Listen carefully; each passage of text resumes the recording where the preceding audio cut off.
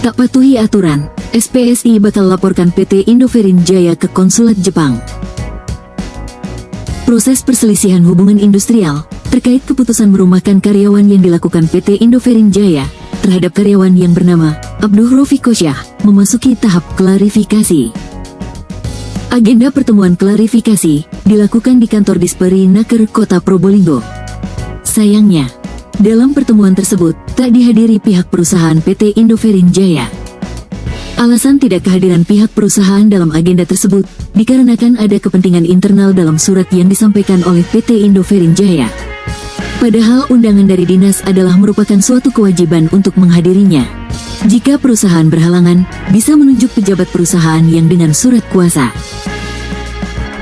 Ini ada dugaan perusahaan tidak kooperatif menyelesaikan masalah tersebut, pinta Donald Finalio Boy, Ketua DPC KSPSI. Meskipun pihak perusahaan tidak hadir, pihak pekerja tetap melakukan pertemuan dengan Kepala Dinas Disperinaker.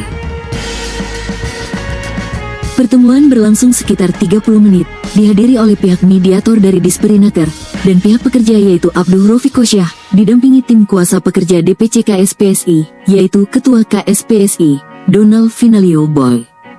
Jumat, tanggal 28 November tahun 2025 pagi. Dalam pertemuan tersebut, pihak Disperinaker meminta Abduh, selaku karyawan yang dirumahkan, untuk menjelaskan kronologi merumahkan karyawan yang dilakukan PT Indoferin Jaya. Ketua KSPSI Kota Probolinggo, Donald Finalio Boy mengatakan, perusahaan telah mengambil keputusan yang sewenang-wenang dan melanggar hukum karena merumahkan karyawan tanpa kesepakatan. Manajemen PT Indoferin Jaya mengambil keputusan ini dengan merujuk pada PP 35 Pasal 52 Ayat 3.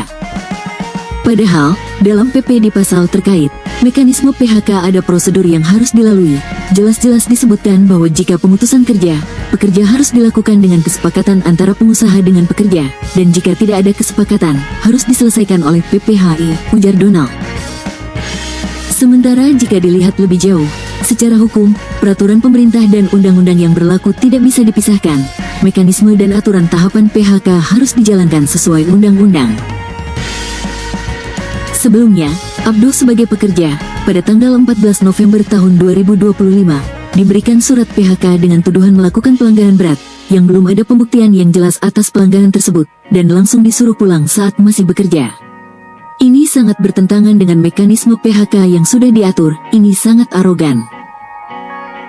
Sebelumnya pihak perwakilan pekerja menempuh proses perundingan bipartit melalui perwakilan karyawan di perusahaan. Dalam pertemuan tersebut, pihak perusahaan bersikukuh pada keputusannya. Pertemuan klarifikasi yang diharapkan menjadi jembatan untuk pekerja mendapatkan hak-haknya, ternyata belum dapat membawa hasil, karena tidak dihadiri pihak perusahaan. Donald Finalio Boy menyayangkan tidak hadirnya pihak perusahaan pada pertemuan itu. Kita sangat berharap kehadiran dari pihak perusahaan pada agenda selanjutnya, agar klien kami dapat segera mendapatkan kepastian hukum terkait proses penuntutan hak-hak mereka sebagai pekerja, ujarnya usai pertemuan selesai dilaksanakan. Ini jelas-jelas melanggar aturan. Kami selaku Ketua KSPSI Kota Probolinggo akan melaporkan PT Indoferin Jaya ke konsulat Jepang, tegas Donald dengan giram. Hari ini sebenarnya adalah undangan pertama, jadi undangan dari Dinas Tenaga Kerja tentang klarifikasi permasalahan yang kami ajukan, yaitu PHK tersisa pihak yang dilakukan oleh PT Indoferin Jaya. Tetapi hari ini dari pihak manajemen PT Indoferin Jaya berhalangan hadir dengan alasan ada kegiatan internal. Kami melihatnya ini adalah sesuatu yang tidak kooperatif, karena bagaimanapun juga undangan dari dinas itu adalah sifatnya wajib. Jika tidak bisa hadir, harus ada pihak pejabat yang berwenang untuk menggantikan dengan surat kuasa, sehingga kehadirannya bisa digantikan oleh orang yang diberi surat kuasa, sehingga permasalahan ini bisa dilakukan.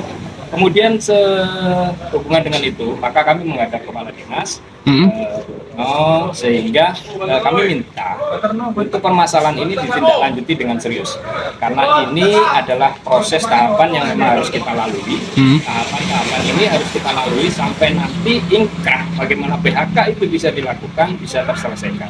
Sehingga kami menemui kepala dinas untuk menyampaikan hal ini, dan juga kami mohon untuk Dinas Tenaga Kerja ini bisa memberikan serius apa yang dilakukan kepada IPJ, Indo Perinjaya. Hari ini kami masih belum dipertemukan dengan pihak PT Indo Perinjaya karena ketidakhadiran manajemen PT Indo Perinjaya dalam undangan yang dilakukan di tahap pertama ini. Sehingga hari ini tidak ada titik temu, dan dari Indo Perinjaya sudah memberikan surat keterangan hal-hal yang berkaitan dengan hal itu. Jadi surat yang disampaikan itu tidak bisa dijadikan acuan bahwa mewakili kehadirannya di pertemuan hari ini. Kami bersikeras untuk melawan ketidakadilan ini, sehingga nanti sampai kapanpun ke pengadilan pun kami siap untuk mengawal kasus pihak-pihak yang dilakukan. Untuk kasus ini kami melihat ada pelanggaran regulasi aturan PHK yang dilakukan oleh manajemen PT Indo Perin yang notabene di sana adalah perusahaan asing. Jadi kami akan melaporkan ke konsulat Jepang permasalahan terhadap pelanggaran-pelanggaran yang dilakukan, agar manajemen asing itu juga memahami apa yang terjadi di Indonesia harus taat aturan. Demikian.